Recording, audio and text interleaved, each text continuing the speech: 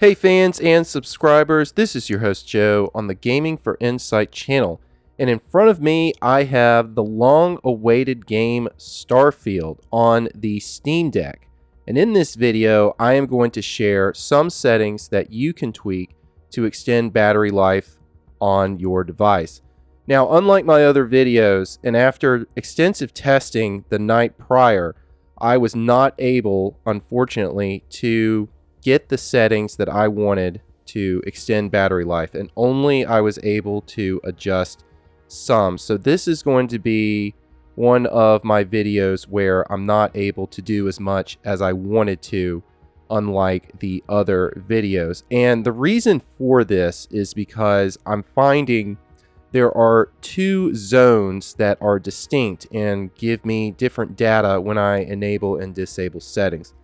So this game presents a challenge where in some areas we can set certain settings, and then in another area we are not able to do that. The consistency I see, at least with these two zones, it actually reminds me of the game Skyrim, and that's not surprising because that's another Bethesda title. One of the zones is very taxing on the GPU and the CPU more than the other zones. And the other zones I'm referring to are inside, where you have to take a door, it's a closed area, and you go into a room like the Vanguard Observatory, for example. But when you're roaming around outside in an outside area, this is where I see frame rates significantly drop and the usage of the CPU and GPU to be so high between the range 70 and 90 that decreasing TDP as well as disabling SMT, simultaneous multi-threading, will create even more of a load where the load is in the 90s for the CPU instead of just being in the 80s, for example, as far as usage. So what does that mean? That means with the Steam Deck, if you are playing this game, you're going to need to give it all you got when playing.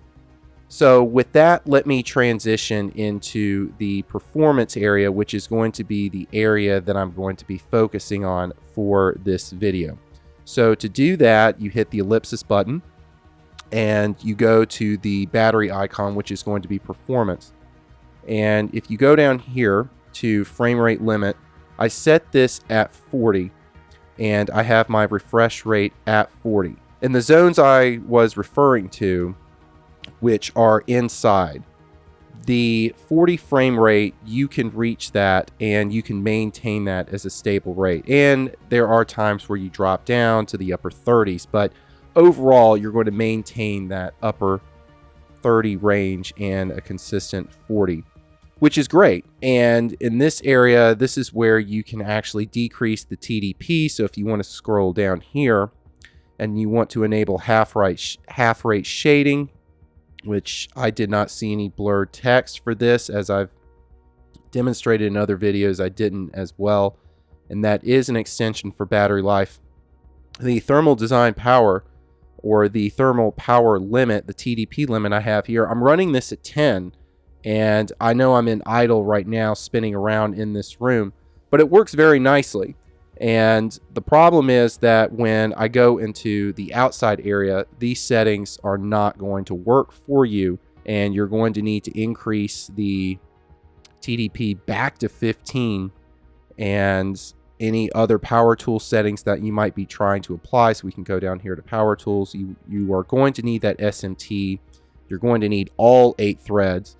And even in using advanced versus SMT, enabling that, there is still not a difference that you are going to make. However, with power tools, I do find that I can set the power save, and that does not actually make a difference between the mode that it is in default, which is schedule till. Another area just out of relevance in trying to get this game to run, you want to make sure that you have your Steam Deck fully updated. So you will want to go to settings here by pressing the Steam button and then using the direction pad to go down to settings.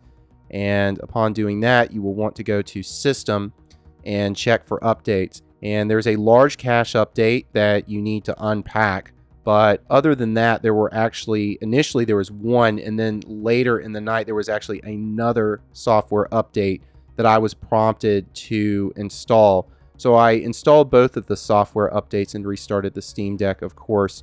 And I saw the same performance or lower performance in that outside area that I indicated. And here there are no updates, of course, because I've fully updated.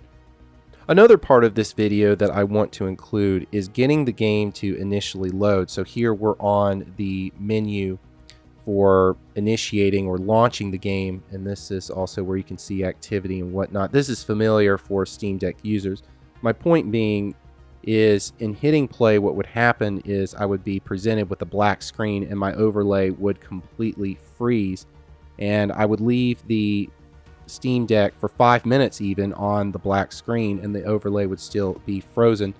So what I've discovered is that if I actually just tap the screen when I see that black screen, then the game will continue to load and I will get into the menu.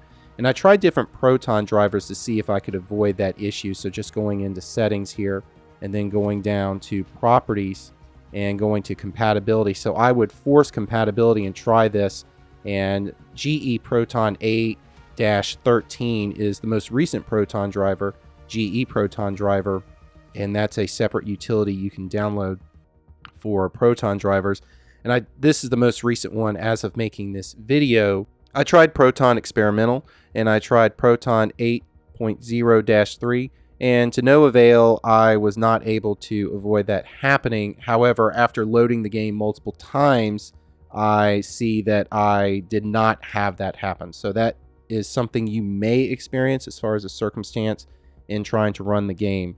So that is why, out of relevance, I thought I would at least include that. I will provide a note here as well. Part of the testing that I conducted actually went into Cryo Utilities, which is an application you can install on the Steam Deck, specifically Linux, and you can adjust the swap file and swappiness to allot a certain amount of VRAM, a part of the 16 gigabyte total memory for the Steam Deck, the VRAM allotment for the game. So I tried 4, 6, and 8 and increased the swappiness from 1 to 100, and that was not able to make a difference in the game as far as GPU usage and the frame rate that we see in that zone that I refer to, that is outside in the open area.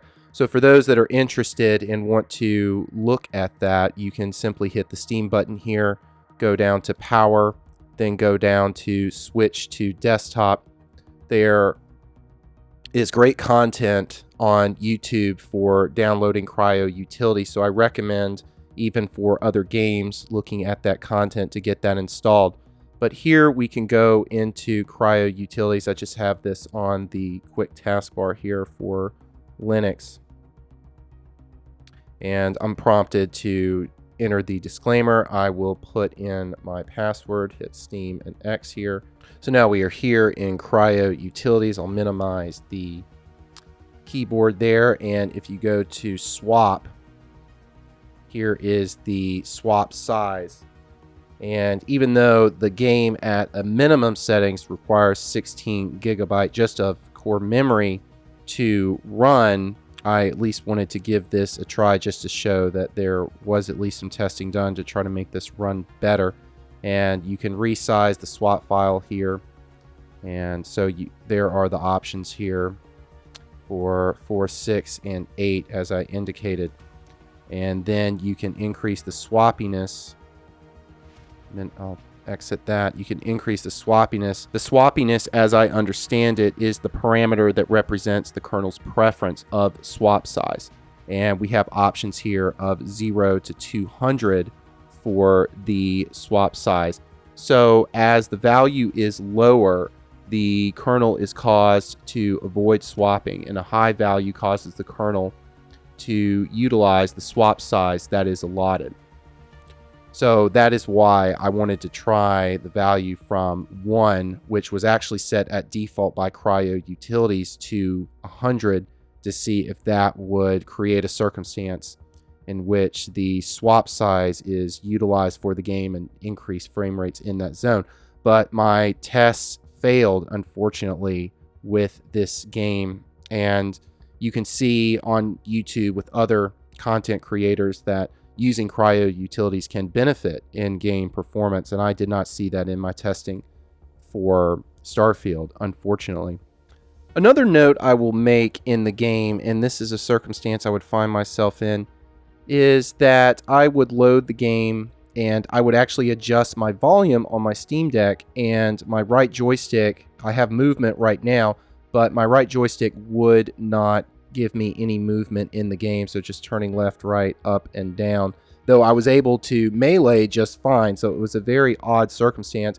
So what I have to do is not restart the game, but I have to restart the Steam Deck, make sure my volume is high where I want it for the purposes of recording this video for you, and then load the game, and I'm able to move my joystick around. Let me also take you into the in-game settings, and these actually are by default.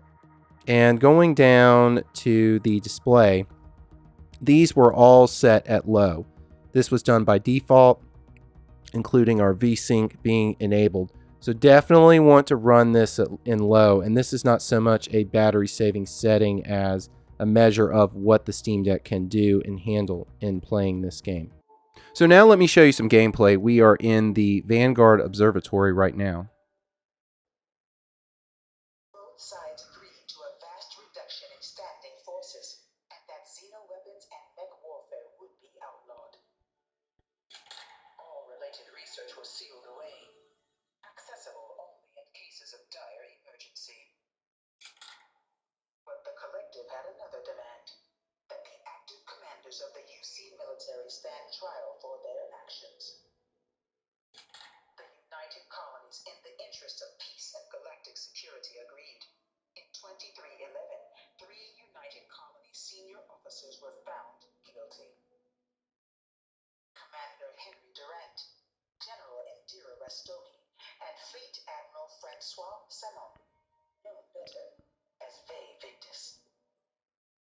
All were sentenced to death for their actions, bringing the colony war to a close and returning peace to the galaxy at long last.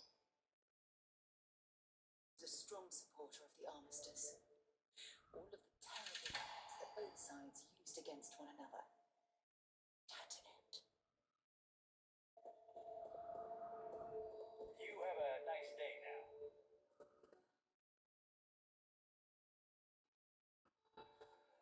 You planning to enlist? Citizenship's not a bad word. I've got a nice place in the Mercury Tower. Although nesting saved up more than many. No one is born a United Colony citizen. Only through service to the UC can one hope to earn one's citizenship. But the UC prides itself on taking care of its people. Cost of living controls mean citizens pay less than their foreign counterparts for needs big and small. All citizens are issued a grant upon joining to get themselves on their feet. And only UC citizens have the opportunity to purchase property, getting the chance to live in one of the most beautiful cities in the settled systems. By joining the Vanguard today, you too can begin earning your place here, in the heart of galactic civilization, as a citizen of the United. So here is some gameplay of the outside area that I was referring to. So you were able to see the status of the game in the overlay as far as the CPU load and temperature and frame rate, for example. So this is what I consider an outside area because this is open to the outside here at nighttime.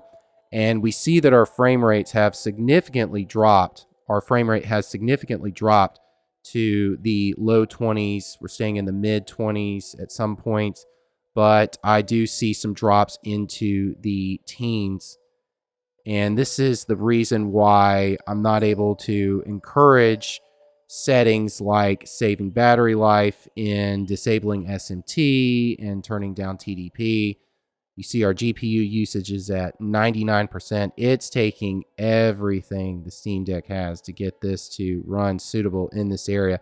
And this is what reminds me of Skyrim, because in Skyrim there were the outside areas where performance did take a hit instead of when inside. And I actually have a video on which handheld is better that compares the Steam Deck to the ROG Ally, and you see indications of that, even though it's not a save battery best settings video. You may want to check that out.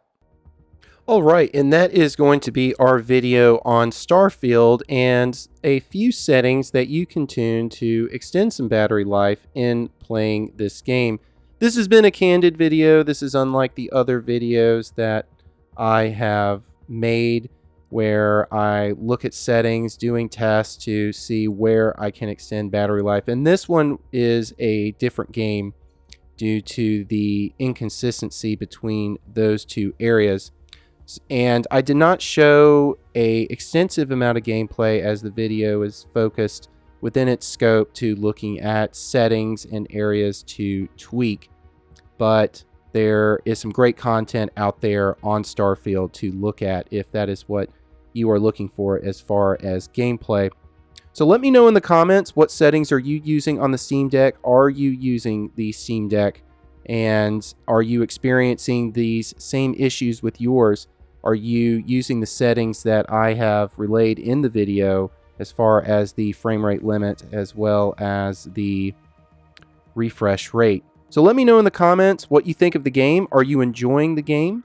And with that, let me leave you now with the words of Commander Shepard from Mass Effect. I should go.